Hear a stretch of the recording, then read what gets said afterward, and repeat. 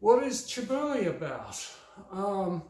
Chiburi, the cleaning and returning of the sword. We sometimes say Chiburi noto.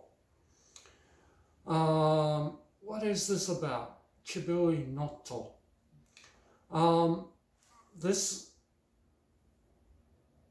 I saw a video by someone recently, a fairly popular channel, which quite a lot of the people who also watch this channel also watch, according to the analytics. And a fellow talked about the subject of what he thinks, how does he think it worked, and what does he think it did, etc. And I'll come back to his theory. Now, ostensively, we say that the spin, or in various schools, there are various methods, and ostensively we say this motion, or the spinning back of the sword and the spinning on the axis of the sword removes blood. Now, I think most people that I've ever seen, if they were trying to remove blood with their action, they would fail because they're doing it wrong. Because their movement is too stiff and there's no way they're going to move it. I was taught when we make a chiburi like this, that your wrist needs to move. When we do kaiten chiburi, which is famous for the Kotori Shinto, but not unique, contrary to people's belief, not absolutely unique to it. There are a couple of schools that also use it. You know, again, a lot of people's movement that I've seen goes contrary to how I was taught, which was that it should be a quick movement. I was taught it should be a quick movement. A quick movement, but first, so first thing that comes back is to seigan. From seigan, the sword is spun on its axis, which has the effect of first spraying some blood off the blade, then a tap on, or a good hit actually, it's quite a firm snap on the back of the suka, the handle of the sword, and that's the click that you hear, or part of the click that you hear, releases more material from the blade, and then a very sharp movement back throws material to the ground in the direction that you want it to go. And I was taught also that it's very important that you get this right, so that you don't spray people who are next to you, innocent people, etc., and start a whole new fight. This is what I was taught. Now, bearing in mind, I was taught by people who were only a couple of generations away from the last time that this kind of stuff was actually used. So I think their explanations of this are pretty reasonably, I think, to be taken reasonably, much more reasonably than some explanations I've heard. One explanation I heard on one channel is that this is to check to see if your makugi pin, the little bamboo pin that holds the ken, the blade into the suka, is okay and it hasn't broken. which is just, that's just fantasy. That's just fantasy. I'm sorry, that's just fantasy. I think that's, you know, he's trying, the fellow who said that, I think he's got good intentions. But number one,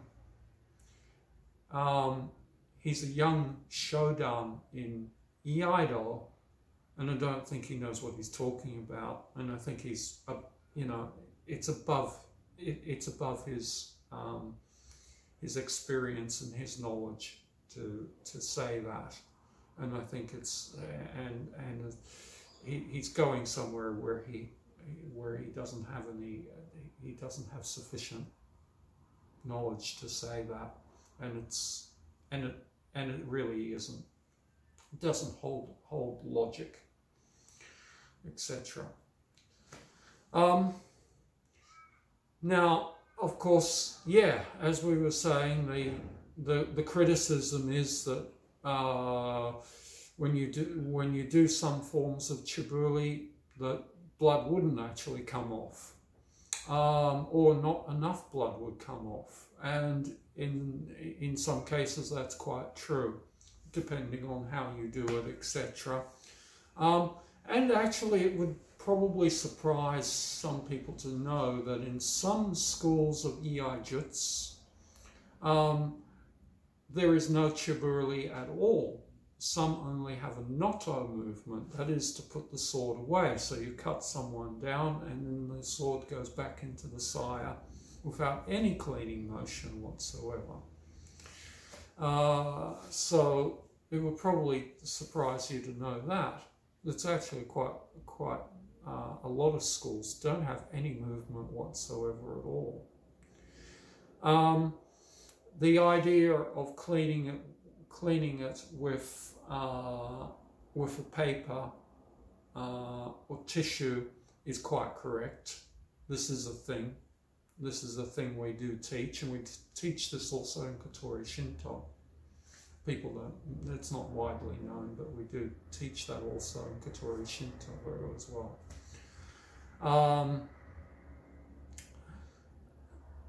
The idea of people wiping blood and guts down their sleeves, though, I think is a little, you know, it's sort of getting their soda and, you know, the long sleeve and wiping it through the long sleeve. It's very nice for the movies, but I don't think most. I really don't think 400 years ago somebody, or 300 years ago, 200 years ago, 150 years ago, I don't think somebody was going to do that. I think if I were to make any such suggestion in front of my teacher, he'd have been very angry if I'd suggested anything silly like that, because you're disrespecting the clothes, you're disrespecting the sword, you're disrespecting the person you just, you know, wounded or cut down with the sword, etc. And that's an important consideration here in what is going on. Again, people's lack of cultural understanding of what is going on, partly because, well, it's the, you know, we're in the 2020s. People are getting away from how people lived in the 1820s. People are getting away from the sensibilities about how people lived in the 1920s or even the 1980s. And that's an important thing to remember, that some of the people commenting on various things are losing their historical context through their own bias, and their own lack of experience, frankly. In many cases, lack of life experience when they're talking about various things in Budo today, because they've never.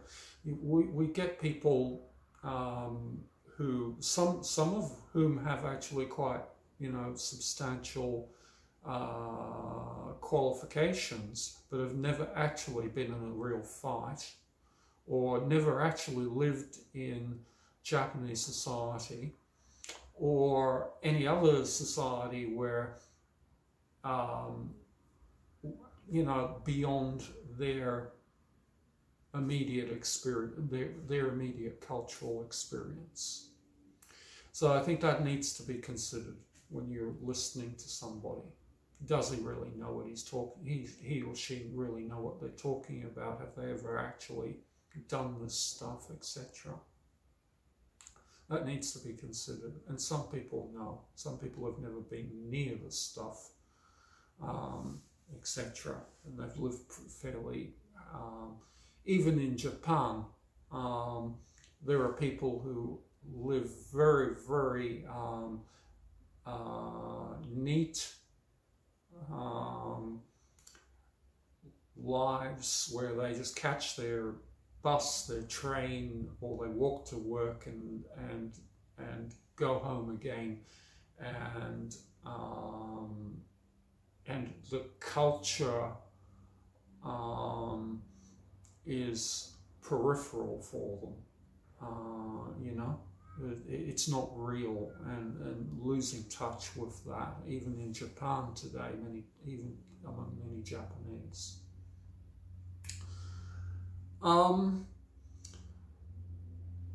So here's a part of Chiburi that I've never heard anybody online talk about. My teacher talked about this, and I have the experience of this too. And it's this. And I'll tell you a story. I'll tell you a couple of stories. One day, I think I was 17, and it wasn't the first time I'd been in a bad situation, but this is a perfect example of what we're talking about, where I was going to a shopping centre in Australia. I'm 17, and I walked into the shopping centre, and I walked past 4 boys who were about my age or so. They might have been even a little bit older than me. And I noticed them eyeball me, as we say, as people say, as I walked past them. I didn't give it too much thought, but I noticed that. I kept on going and doing whatever I was doing. I had to go to a Target store or something like that. I think it was a Target store to get something.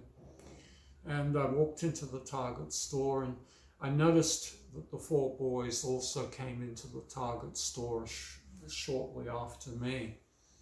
And then I noticed that they were kind of seeking me. And I wasn't too surprised by that. I had a funny feeling I was in for an interesting afternoon when I first walked past them. I had a funny feeling about that. I was a bit surprised that they come into the store looking for me. I thought that they could possibly be someone who could try to start some trouble for someone as they left the stores, but not in the stores, but there you go. Anyway, there was no avoiding them. This was not a situation where you could run away or go hide or go find help or something like this. I was about to have 4 guys in my face, you know, in very real time. And as I turned around an aisle, there they were, the 4 of them. And the ringleader immediately stepped forward and tried to grab me. Well, he did grab me immediately. That was his intention, was to grab me. Oh, well, yeah, with whatever his intention was to come next. And they were going to help him right there in the middle of a Target store. I reversed his hands and dropped him on his knees. And I did so in such a way that I made it very clear to the other three boys that they were going to get the same. They had a significant emotional event, and they grabbed him and dragged him away, and they left the store in a hurry. That's all I did. I did nothing else. Another time, a little bit more significant, was at school. This was actually earlier. This was a couple of years earlier. I think I was about 15 or something like this. And a boy at school drew a significant knife on me in a manual arts class, in the middle of a class. I don't think anybody else saw it. Just us, because we were on one side of the classroom and everybody else was on the other side of the classroom. And this boy drew a knife on me. And I had to think, obviously, in the moment, what to do about that. And I spoke to him. I looked him very hard in the eyes and I spoke to him calmly.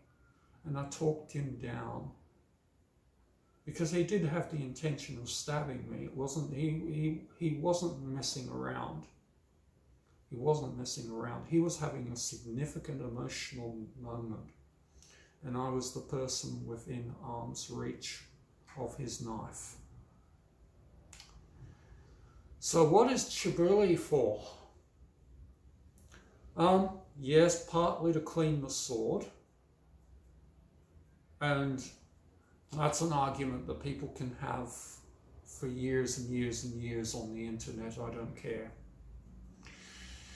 But another part of Chiburi is this: making it very, very clear that what you did to that guy, that you found yourself in a fight with, was not an accident.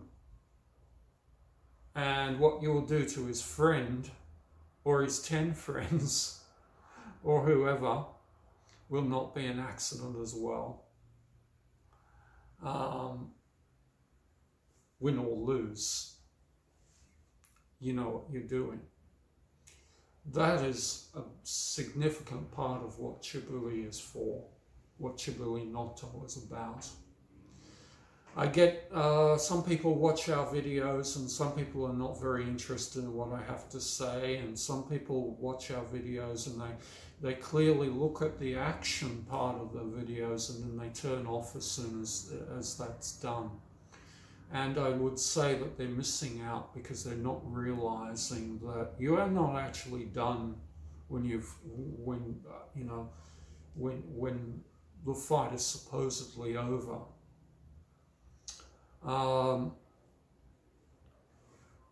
As my teacher said, the fight is not over until you put your sword away, and it's even not over then.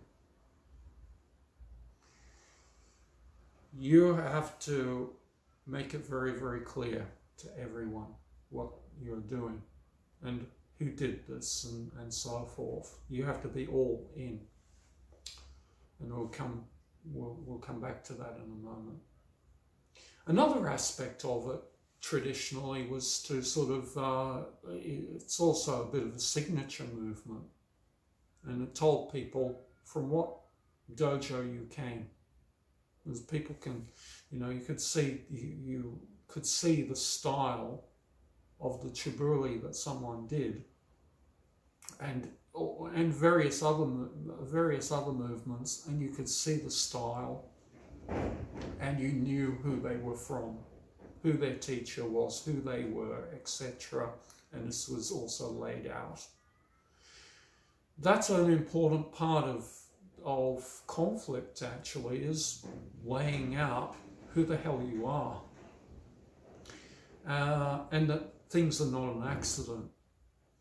And that's an important part of diffusing an escalation sometimes, you know, is making sure that everybody understands that escalation will be expensive.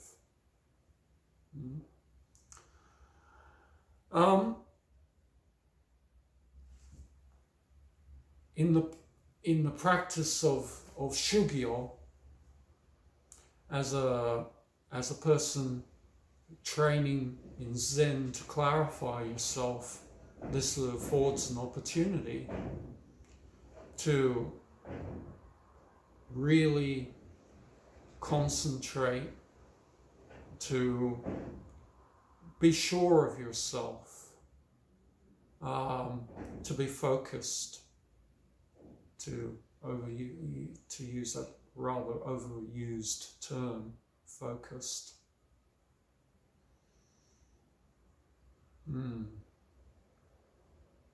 To show us who you are. That is the function of Chiburi. That is the function of Chiburi. To show us who you are. Yeah? It's taking responsibility. The action is very, very much about taking responsibility for what you have just done and owning it. Thank you. Please like, subscribe, and if you'd like to support the channel, there's information below. Thank you for watching, and I hope that clears some stuff up. I know some people are going to argue forever on that one, but anyway, thank you very much.